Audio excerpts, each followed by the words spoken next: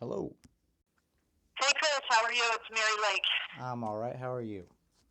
Oh, pretty good. Kids at home, trying to work from home. The courthouse is closed today, and they're doing it again on Wednesday, and they're open only half the day tomorrow. So, Yeah, it's pretty crazy uh, outside. yeah. I'm not unhappy about it. Any time I get more time with the kids at home is always good. Just trying to get work done in between, but yeah. So Friday, I was supposed to call you, but we had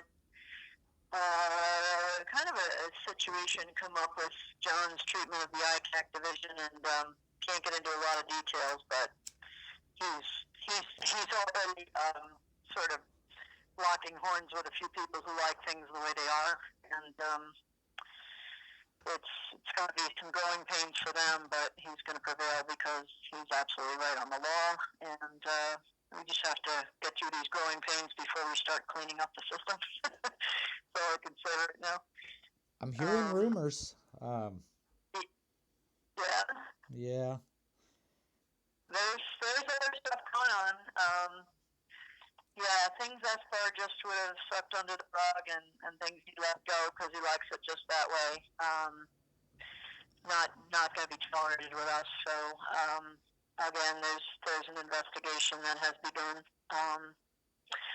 and it may become more widespread than we intended, but that's okay too. If it opens the door again to clean up more garbage, so be it. And anybody who's not doing stuff the way they're supposed to should change their ways or expect to be investigated in that proposition. So be it. We're not I like exactly. sunshine. Yes, exactly right. And it causes a lot of stress. Makes me a little worried for his safety and sometimes mine. But now that it's in the hands of investigators, it really has a way of protecting us anyway, because it's no longer confidential information that won't go beyond us. Now the more people know, the safer everybody is. Oh yeah. So anyway, I got a message to call you.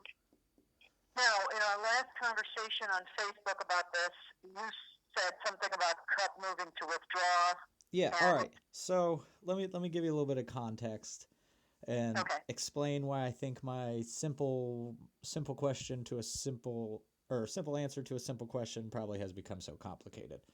Um, okay, all right. So December 20th, I uh-huh, was I was in Superior 1 for I was supposed to have a hearing that day on my motion for special judge, special prosecutor, special public defender. okay, Um, Cup just so happened to also file a motion to withdraw that day, um, and he's previously withdrew from like two or three different cases as a conflict of interest. So the fact that this has taken so long is a whole nother story. Um, yeah, but Espar filed okay. So for a motion for special prosecutor and it was denied. Um, and what then did he file his motion for special prosecutor based on? the the day after they would have got the maybe the day they got the warrant or the day after they got the warrant from my phone. I'm assuming I'm assuming right after he watched the video he filed a motion for recusal because Ficus clearly grabs my phone. Um, Uh, so he and he's files claiming that the political situation with his daughter being approved by the chair of the right. council. Yep. Uh And Bergerson is basically like, I don't think it's a big deal, and denies it. Then, huh. so I file for special prosecutor, special judge, special public defender, all in one wrap. Um, Yep. and I basically refer to my 2010 case where Yep. all kinds of stuff went down with Bergerson prosecuting me. And I think I sort of called his bluff, and he didn't think that I was going to refer to a different case that had concrete proof that he would be a conflict of interest. Uh Because apparently he looked, they swore they looked into this and they could do it. They didn't really care how it looked. They just knew that it was huh. legal. Yeah. So Yeah. so much. I'm there on the 20th for this hearing, and Yeah. he's previously denied my court appointed forensic advocate, and Yeah. he basically wanted me to prove to him that I had autism. So on the 20th, I just sort of as a side note, like it was more for my personal thing to be able to, shove it in his face, but he jumped on it. I showed him the court ordered psych eval from my 2016 arrest where the doctor says that I have Asperger's, and I'm basically like, here you go. Here's your Yep. you wanted evidence. This is from the courts. But I can get you more. I can get you a bunch of different copies of these from different people if you want them. I just don't know how many you need. Right. So he basically is like, you proved you have autism. We are now rescheduling this hearing until I'm granting you this court-appointed forensic advocate, and nothing basically is proceeding until then. So Right. I get appointed this forensic advocate, and then on the 11th of January, my February 14th pretrial conference is listed on the docket as canceled. Okay. And this is basically because there is no forensic advocate. I'm the only person in the state that's been appointed one, and I'm apparently, from what I understand, the only person in the state that wants to be one. Well, And now I've- you showed some appointment of some individual downstate. No. You would think, but as you know, Mary, money that is designated for things like elderly and disabled people and stuff like that often comes up missing. And the program that it was intended to fund, looks great on paper, but in functionality, when you start calling all these people that are getting millions of dollars, they don't know, essentially, pardon my French, but what the fuck I'm talking about as far as a forensic advocate. Like I talked, Even though they should, and it's their job to know. well, I mean, it's they knew so little that they're waiting on me to call them back, like to tell them what I find out, kind of stuff. Wow. But I The more I find, the more I see that that's sort of the norm and not the exception. It's pretty frustrating. But like I've spoken with Indiana Disability Rights.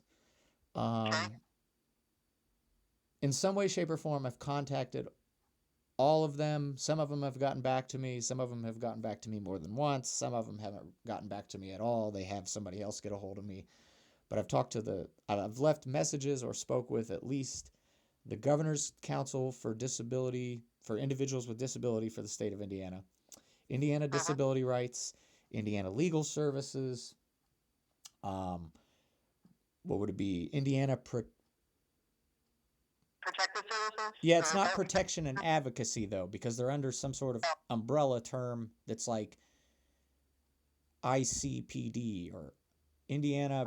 Defender Council? No, it's Indiana Protection and Advocacy Commission or services or something like that, but they're under some other, like all of them are, I don't know, it's like a bunch of corporations with umbrella companies and stuff to where, like, is it private sector or is it no, they're all state. Like the ADA Indiana is state. They're all funding each other, it seems, to be honest. Like there's a lot of overlaps with, it looks just like stuff that I see in LaPorte. Okay. There's a lot of overlaps with, like, somebody on this board and commission works here, and then somebody that's on that board and commission works there, and then they give each other grants and stuff like this. But bottom line, Not really doing a lot of helpful things.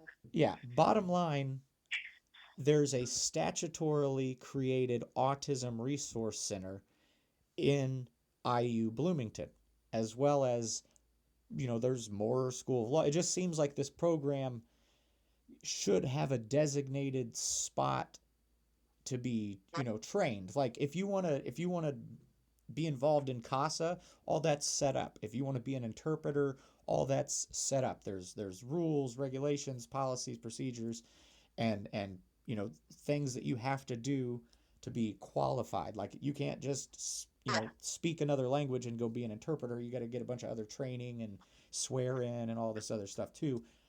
Yeah.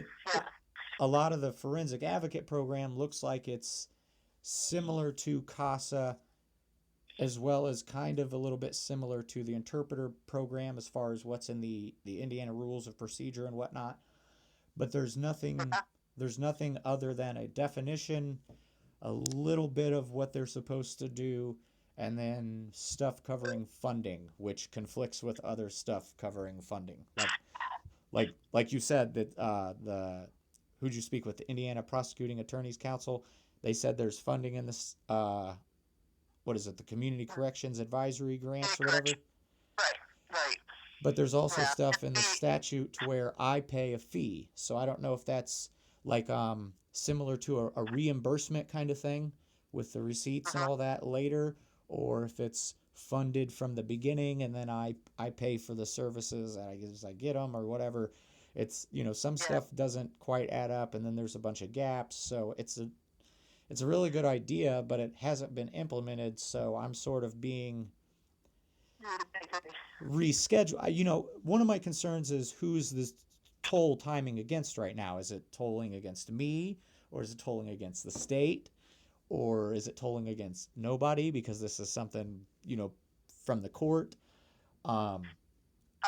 It's if the court made the request, it would be against the court. I mean, you asked for an advocate, correct?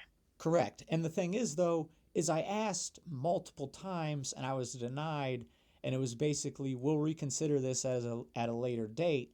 I prove it, he jumps on it and reschedules everything else. Like I essentially believe I've proved Bergerson as a conflict of interest, and forensic advocate or no forensic advocate, that's something that should be addressed as far as, because I basically my motion outlines previous activity with Esbar, Bergerson, and Cupp in Lang's court. So it's like there's no way around it really. I don't know if he even should have rescheduled it, but at the same time, I'm being told by the clerk's office, and I've gotten conflicting statements from like 5 different people in the clerk's office, and I end up. While I'm talking to you, I have Odyssey up, and I'm confirming that Bergerson was the prosecutor entered on your case from 2010. Oh yeah. And that's absolutely a conflict. I don't know why he ever thought he could hear the case. It gets better. Esbar tried to hit me with a bullshit habitual offender enhancement, and I fought it off. Yeah. Of course. Because I'm not eligible, and it's. Well, what do we have now? Which one? Because I see several cases. I see resisting and some petty things, and then I see the battery bodily injury 1807 CM 1737 appears to be in front of Bergerson. Is that the one in which you're referencing these? Is that the one which what? Is that the one in which we're talking about? I'm just looking on the docket to see. That's the one with Ficus where he tries to take my phone. Right. So I see the final pretrial conference 214. Now, all right, 1737, 1755, and 1721. They're on it looks like, I think July 2nd, July 5th, and July 6th maybe. Okay. All 3 of those have been, for all intents and purposes, they are consolidated, but there's nothing on the docket consolidating them. And to be honest, they shouldn't be consolidated, at least not all 3, maybe 2 of them, possibly, but somebody would have to make the argument that they're a similar question of law, but they shouldn't all 3 be consolidated. And that's happened. So now it's like, there's no legal reason for it. It's more the court's local rule that when a defendant has multiple criminal cases, they run them together. They're not consolidating them formally, but they hear them at the same time for the purpose of judicial economy. So they don't necessarily have to be pled together or disposed of together, but they, just so that their clerks find it easier and they won't have to keep track of multiple cases and multiple dates, they run them together on the calendar and then they deal with them, and then in court, when you have a hearing, you've probably heard them say, okay, is this going to apply to the other cause number? So just from my experience being in court, that's the way they do it, even though they're not formally consolidated. You know what I'm saying? Right. Well, see, the thing is though, is I've asked because it's starting to get it's gotten complicated and it's made it confusing, even for the courts. You know what I mean? Like the clerk's office has had a very difficult time differentiating between paperwork, as well as they've given me, like, I'll end up with like 6 copies of the same thing and missing 2 documents. You know what I mean? Because they got all this crazy stuff going on where like my motion to dismiss filed in individual cause numbers was entered on all 3. And then it's like when I had a hearing on 2 different motions to dismiss, he rule quotes one case for battery and for trespassing. And it's I mean, what I'm thinking about though is, I'm looking at the court docket, and I see that Cup made his motion. I didn't see that he ruled on that though. That's been over a month. Did he indicate anything in court about him ruling on it? No, that's the only time Cup's ever filed anything other than a rescheduling. So I don't even know if the judge heard him. Who knows?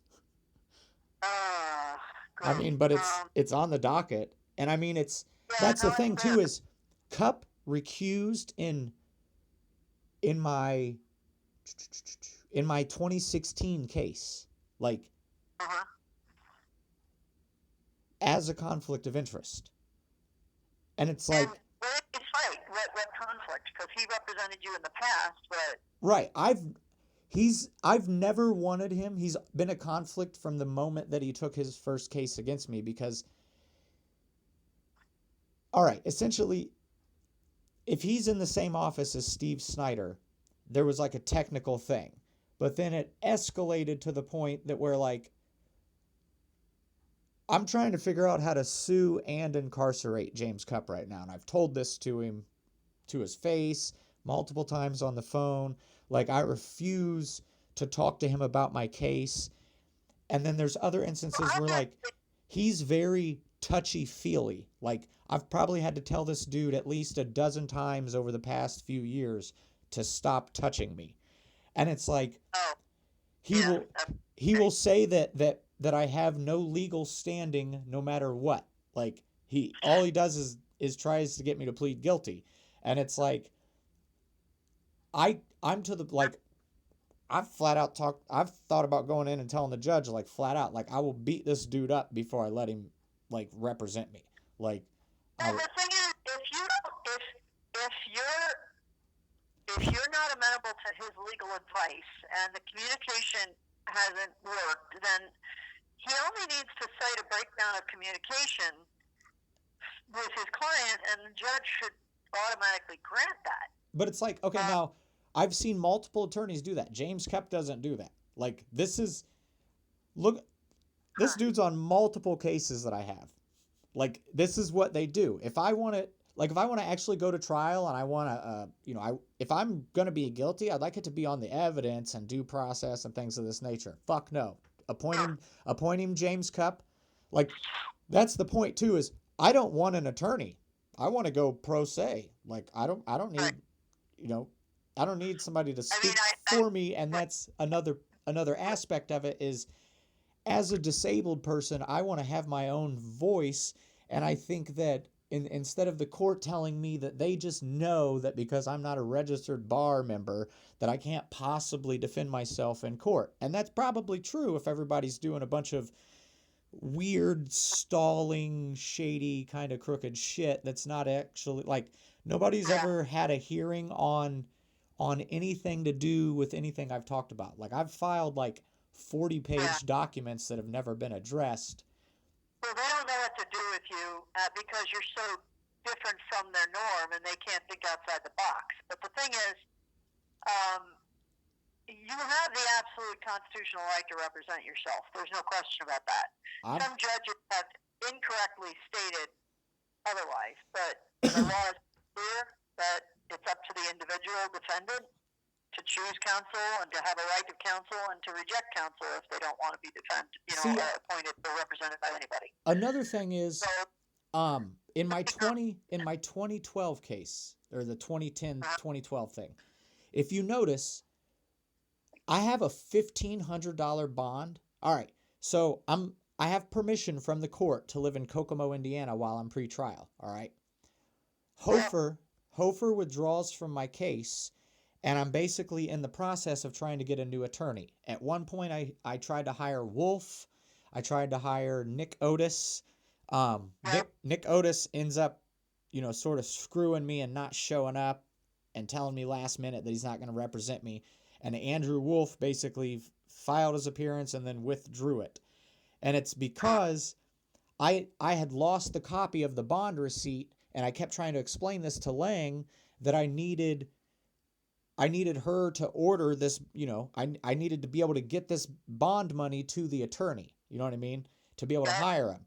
She basically refuses to do this, so I kept asking if they could take my bond money and appoint me a public defender and give my bond money to the public defender's office. And she told me that she absolutely legally could not do that.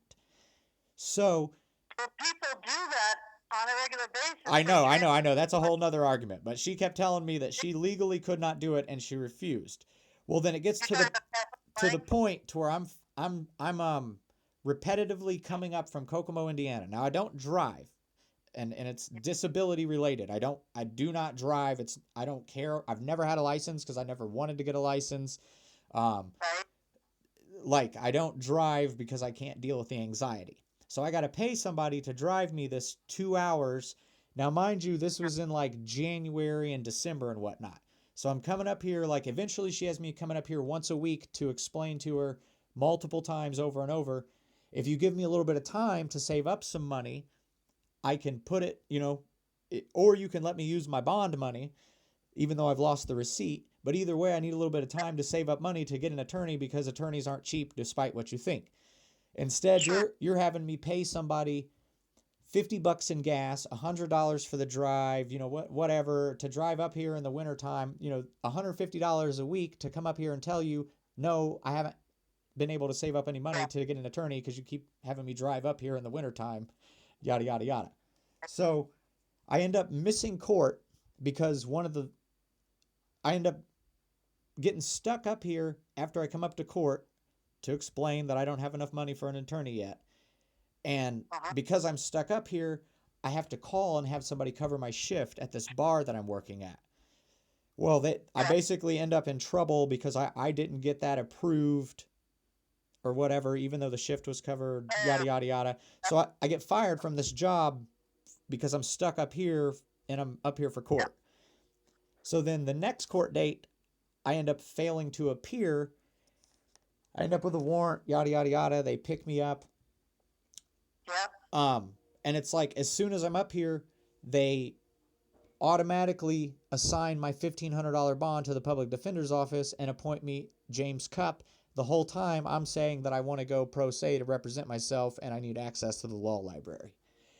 As soon as I say that I want to go, as soon as I say that I want to go pro se to trial, and in lieu of James Cupp representing me, Espar is sitting right next to Bergerson, who's listed as my prosecutor, but Espar jumps right up in court and tries to file the habitual on me. Like, the immediate response from the state to my pro se request is a habitual offender enhancement. And then Bergerson later refiles it in his own name on paper. Okay. All right. Yeah, this is the case. I'm looking at DO1 1011 FC 273. I believe so. Yeah, should be dealing marijuana. 3 of them. Yeah, that's what the docket indicates. Yep. So I sat. Habitual offender was added 2 years later. Yep. I sat in jail for about 9 months with no bond, repetitively going back and forth. I basically was, at one point, I ended up being hybrid counsel. I'm pro se with Cup as hybrid counsel, which basically lets me go to the law library, but everything I'm writing up, Cup isn't actually filing like he's supposed to. So it's, and because I'm going to the law library, well, naturally I have to be in solitary confinement for every bullshit thing you can think of, um, because Wow. because I'm helping my cellmates and stuff like this, and now all of a sudden everybody's popping up a case law on the cell block.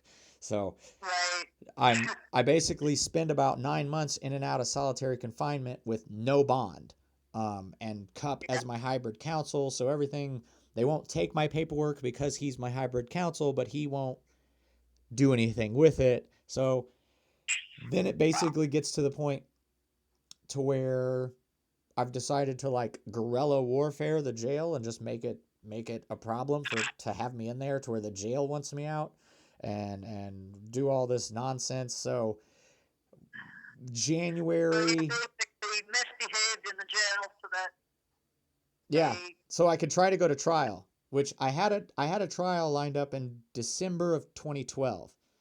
I see that. Yep. They And then they file the. they do a bunch of crazy shit, refile in Friedman's court, and they took me to court for Friedman's court, and I ended up basically going in there and being like, what the fuck is going on? Like, I have no idea what's going on. And they were like, Yeah.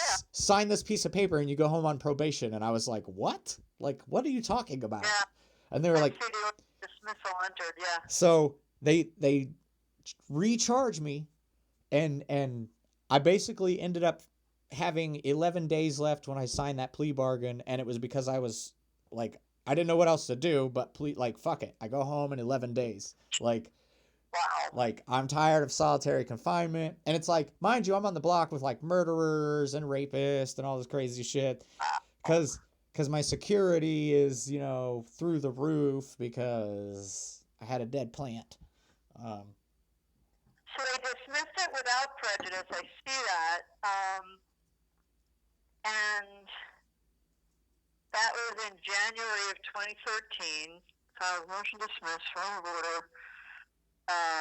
And the whole thing, the whole 69 pages of the case file is scanned in, so I can read it, which is really unusual because they usually don't put it all in. So I don't understand why Ferguson even heard this one time after you raised the issue of a conflict. All right, he's the last judge. If he recuses, it has to leave LaPorte County, and they know that. Well, that's okay. That's okay. That's what the law is. You strike until you have to appoint a special judge in another county. And what it is I think it's going to draw too much attention. Like, well, I mean, they've done it in Rodney McCormick's case. That's why Kim Hall from Stark County was appointed. now that's the thing is, Rodney's a big black dude, and they're going to send him to Stark County and put him up against, I'm assuming Kim Hall's a white woman? Kim is actually a man, believe it or not. Holy shit. Okay, my bad. Yeah, no, he's a man, and he's pretty straight. Like, he's not I've never heard anything hokey about him. I think he's a straight shooter. Rodney's case is a whole other story. More's going to be coming out of that. I can't comment specifically on it. I'll read about it in the paper, hopefully. Yeah, you will. There's a cleanup of corruption that has to occur there. But see, that's another thing is that case. All right, the Herald Argus and the News Dispatch have never printed anything on me other than about that case, and they've updated that thing on their website so many times it's ridiculous. Well, they're in bed with Swisek and Hackney and Esper. You know that. Yeah. Right? Oh yeah. There's a lot of. They're not fair. They didn't give us a fair shake. Their reporting on the election campaign was so skewed it was laughable. Well, I'm trying to holler at the ProPublica Connect at South Bend Tribune right now. Oh well, I mean. They're slaughtering Elkhart's corruption. Yeah. So. Yeah, South Bend Tribune I think is very reasonable actually. And Northwest Indiana Times can be okay, but Stan Maddox gets lazy and doesn't want to do all the reporting. if he doesn't understand it, he'll just throw some stuff together and print it without really. Yeah, they're quick to like put out some very not researched stuff that seems kind of Yeah. like propaganda. Stan Maddox is just kind of hokey. I mean, he's not a bad guy, but he's a little on the dopey side, and he's definitely lazy. He's But useful. Yeah. yeah, yeah. But anyway, I mean, so um, long story short, I mean, John went to the office, believe it or not, even though the courthouse is closed. He's been working like 12-hour days every day for at least 25 days. Nice. And yeah, I mean, people are definitely getting their money's worth. But he's putting together some blistering briefs on things that will come out that are going before the council, but regarding ICAC, regarding that whole crap, that thing is just holy cow, so much there that I can't wait. it's done, and these people have been using it improperly. Espo really thought he would keep the power in that office, and then his daughter later, and nobody would ever find out that he was basically using this to pretend he was protecting children, but that's not at all what it was about. I mean, I can speculate all my own, but I know that the numbers don't add up, and that's that's always a bad sign.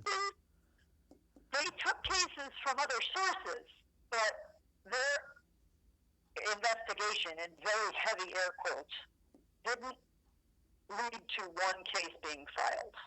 Dude, I did all the footwork on Michael Christensen, that weird ass fucking dude for Indiana Freedom Alliance. I called ICAC.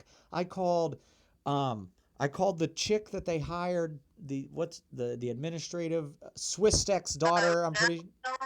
Malin or Kristen Wozniak? Yeah, Wozniak. Another street sign name around here. I'm telling you, I tell people all the time, you can figure out who runs the show by looking at the signs on the roads. Yeah. But no, she's actually good, but she had to sort of walk a fine line because she's dealing with Espar's niece, Natalie Miller. Yeah. And then Matt Barr, who's this, yeah, he's a piece of work. He's the one who does all the forensic analysis using the ICAC equipment. And I can't comment a lot on that, but again, more will be coming up. So it's not what it was supposed to be. It's not what the taxpayers thought it was. They were sold a bill of goods. The county council was sold a bill of goods. And I know that, okay. This bunch of crap. What I noticed as somebody who just happened to see, highlights. Yeah. It came out at a very convenient time, amidst a lot of details that some were highlighted and some were not. Like Jackson's case started before the girl in the video with the dog. That is where I first noticed ICAC really being discussed in the community. Well,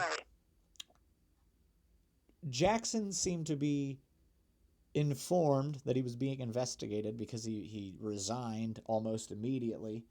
And then a lot of the attention that probably should have been on him, like nobody knew about that. All they knew about was this video with this girl with the dog and all these rumors, because if you watched it, you were going to be prosecuted. Which, I never seen this, I just heard the rumors as well. But I never seen anything come out, and I know, like, if she was a juvenile and she got prosecuted, it would make sense for there to be no, accessible public stuff. But the story that I heard was that ICAC was taking this on because this was the biggest case of exploitation of a minor, which means there was an adult involved that abused this girl and that they were going to be prosecuted to the fullest extent, and they needed all this money from the taxpayers to fund Espar's baby, and then nothing came about. Like, I've not heard of one investigation. I even tried to get them to investigate, and they basically told me that this dude was covered under First Amendment protected activity, which I've never been covered under the First Amendment protected activity, but apparently this dude who wants to start a pedo haven in LaPorte is. But it's like, I've never heard of anything except for the one where Espar did the big FBI, full press, and it was, that was all about his campaign, of course. well, and that was like, nobody was surprised. Like, everybody knew that dude had child pornography. But the thing was, again, that was brought to ICAC. That wasn't something ICAC uncovered and then did this great success story of an investigation and prosecution on. Yeah, because he literally had a bomb, and they brought in the bomb squad. And I mean, like, if you missed child pornography, that'd be ridiculous. Like, you guys. Well, they weren't going to do anything about filing that case at the U.S. Attorney's Office for months. And then suddenly in April, it became a priority because Espar went and called Kirsch, the U.S. Attorney, and got him to make it a priority and file it so he would look like Mr. Law Enforcement of LaPorte County and have this press conference. And Kirsch allowed himself to be used as a political whore, and Espar got this great PR going to try to look good. They had every freaking law enforcement agent behind them in that press conference. Boyd and Swistak. Yeah. And I mean, I'm like, WTF is he doing there? He had nothing to do with this investigation. The public we were pretty disappointed. Like when I heard, all right, Hirsch is supposed to be like this badass taking on corruption and local governments and exposing everything. No. Like, no. But it's no. like, he stepped on the day after he took office to make nice because he knew that he had been involved with Espar's campaign there, and he was in bed with him. And a good friend of Espar's, Caitlin Padula, is the U.S. attorney over there now. She got hired because of her connections, even though she's not half the prosecutor. A lot of other people were. So after Kirsch called, it was like he was undoing, with John because he wanted to be on his good side.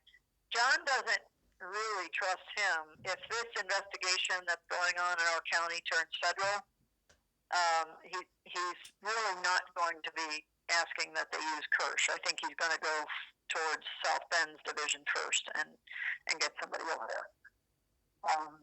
But he may not be able to make that choice. So there's a lot of moving parts here. And really quick, something for you to think about. Me and Carissa have sort of discussed. At one point, she thought Indiana Freedom Alliance was sort of run by police, such as maybe somebody on the other end of ICAC, and that it was a bait for me. Like, they thought they were gonna run me up, because, like, all right, in my past, I was very into some very racist stuff, and then no longer the same person, but I mean, LaPorte Police Department's usually pretty outdated on their information. So is Espar's office.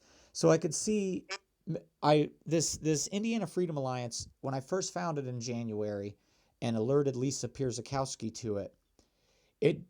There was nothing pedophilia about it. It had a lot of the same root wording that's in a lot of the pedophilia pages now that the dude's running. But the pedophilia stuff had all been swapped out, and it had some, like, borderline racist stuff. Like, stuff that I would catch. And I think basically it seemed as if they were, in hindsight, it seemed like this page was trying to bait me, and then they were later going to swap out a lot of stuff on the page, and basically they'd have this record of me interacting with and it reminded me, because there's a case, a lawsuit actually, that I was reading to sort of learn from, and Uh-huh. The city of Parma, Ohio, they utilized their entire child pornography task force against this dude because he was making fun of their police department on Facebook and shit like this. Um, Yeah.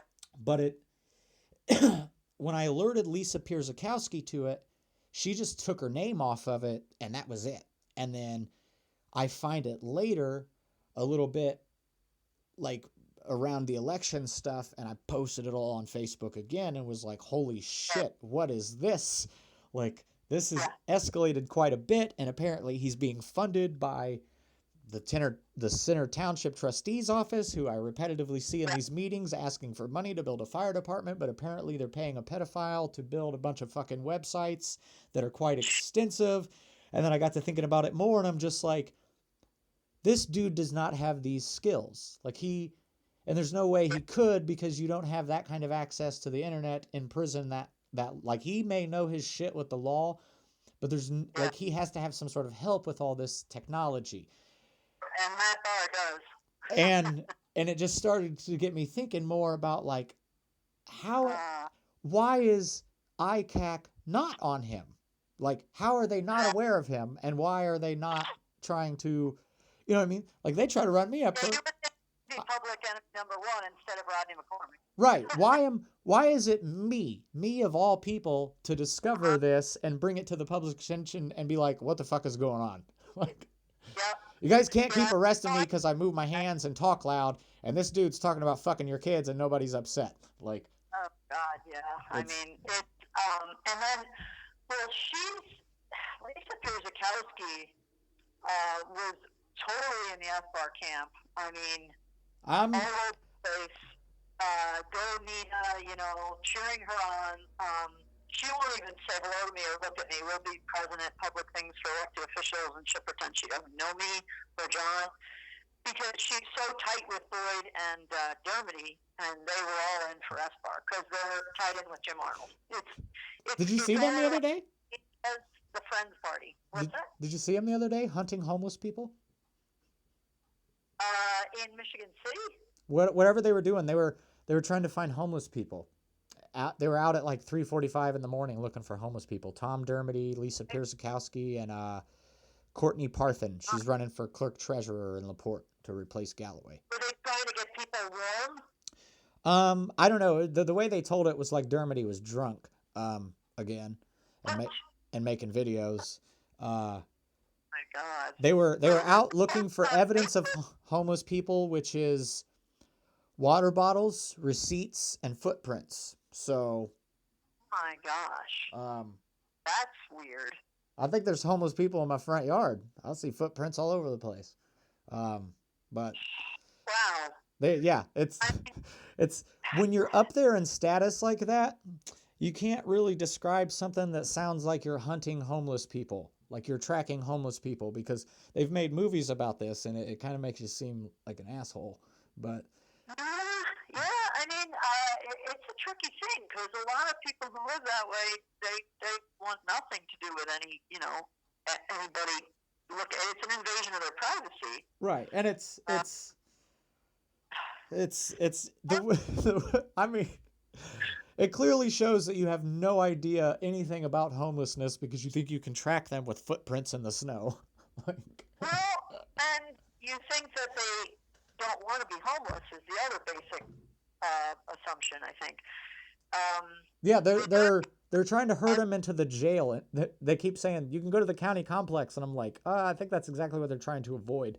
But well, yeah, I mean, that being said, I think it is one of the only warming centers that's open overnight in LaPorte, but I could be wrong. Well, I mean, the homeless people are all fully aware that if they want to, like, they'll go to jail. Like, I've been in jail. I've met all kinds of homeless. This is like a very well known strategy. If it gets too cold, you can, like, I met one dude who he went into Michigan City Police Department, and he sat down and he just started singing very talented. I don't know why, like, this is one of those things you see on Facebook, very talented homeless person, but like beautiful opera music to the point that they arrested him. Like, he basically went in and was like, I need to be arrested. It's freezing outside. It's cold as shit. And they were like, we're not going to Sound. do that. So he was just like, okay. And he sat down and he just started singing beautiful opera music. And they were like, I think you're disorderly. Yep. And then they took him to Oh, jail. And the jail just like, he did this the whole time he was in jail until it was warm outside. And then they let him out. But it's like, right. Right. the I don't trust Dermody at all. I don't trust Lisa No, Pierzakowski. no, no. He is so. I don't. I mean, you know that the wings in the Democratic Party.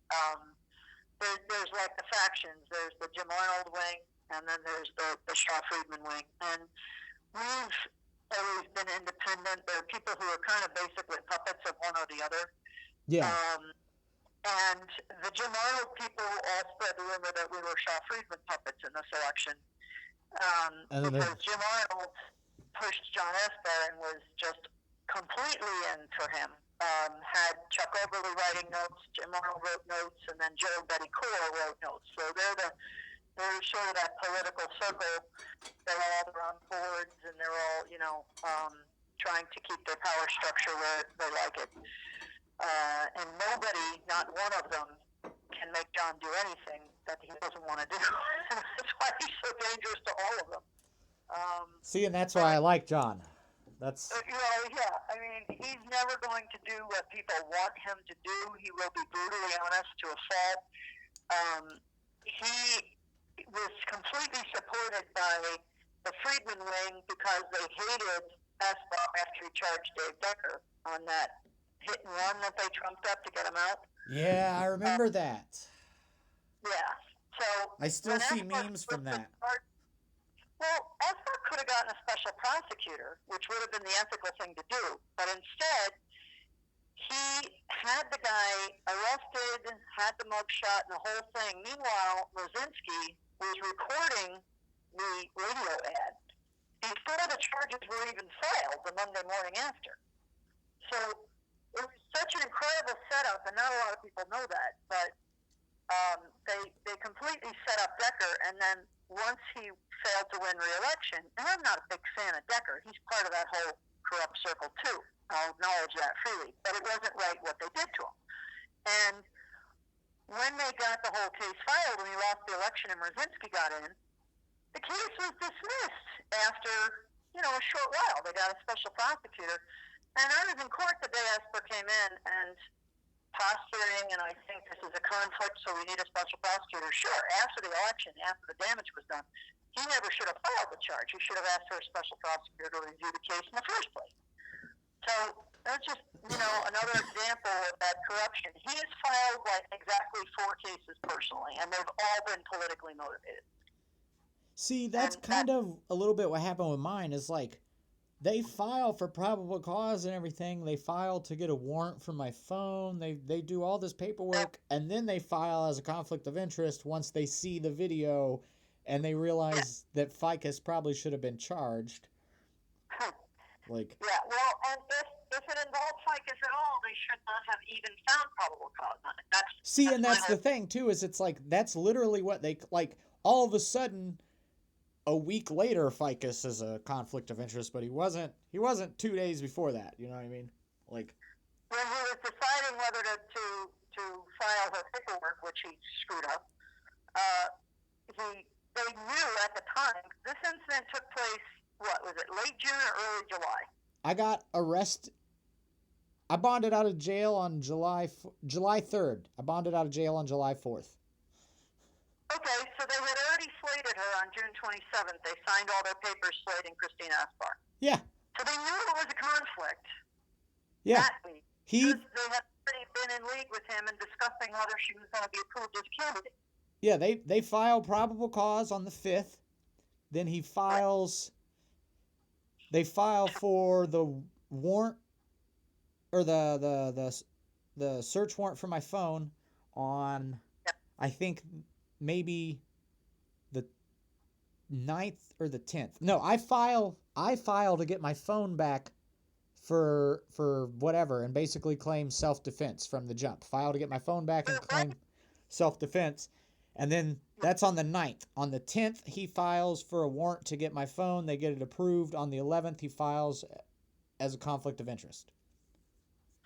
Yeah, and the interesting thing is the same people searching your phone were probably the ones searching Rodney's phone. And And that, we're yeah, doing that's, now the thing is too, is my phone, like, all right, with me and Rodney, the thing is like, all right, I post my videos. Even if they make me look like an asshole, I post my videos. They're right? basically saying that they needed to get a warrant for my phone for DNA to prove that they did a DNA swab, which is probably about $800 on my phone to prove that I hit Mitch Ficus with it, even though I call 911 and tell them I smacked Mitch Ficus. I tell the Right. police on the video, and then I'm Well, there's a thing about clearly about to upload this video on the 4th of July and make an absolute ass of Mitch Ficus. Like, so them holding my phone until the 16th, basically, they made it to where, like, I knew that I punched Mitch Ficus in the eye before any video. Like, I had like probably 10 different people messaging me on Facebook and basically be like, and it was like Chinese telephone kind of stuff. Like, I yeah. heard that you broke Mitch Ficus's, he's got an orbital fracture and he's dying. Like, I heard at one point that he was dying, dead serious. And I was just like, you guys got to Well, be kidding me. there were two different health incidents, and not a lot of this is public knowledge, but um, ficus, and before I get into that, let me just I won't forget my thought. When you say, yeah, I know I hit him with the phone, and you admit to it, there's in the law, you're probably research this, you're a smart guy. It's not admissible by itself to prove guilt of a crime to say it. You have to independently corroborate, because there have been confessions where people just lie or make up stuff. So that's probably why they wanted the DNA swab. But be that as it may, there was visual evidence in the video which would have proved it independent of the DNA swab anyway, other than your word. Right. That's just one thought I had. But the second thing is, Mitch Ficus had a liver transplant. Yeah, I heard. Yeah, so that's when what I heard he was near death. The near death thing had nothing to do with the battery incident. Oh, I know that. It's just that Yeah. he had probably, what, 12 days before I had my phone back and I was able to show people what really happened to go around. Yeah. And it's like, all right, he's president of the Parks Department. The vice president of the Parks Department says that she hears I punched Mitch Ficus in the eye.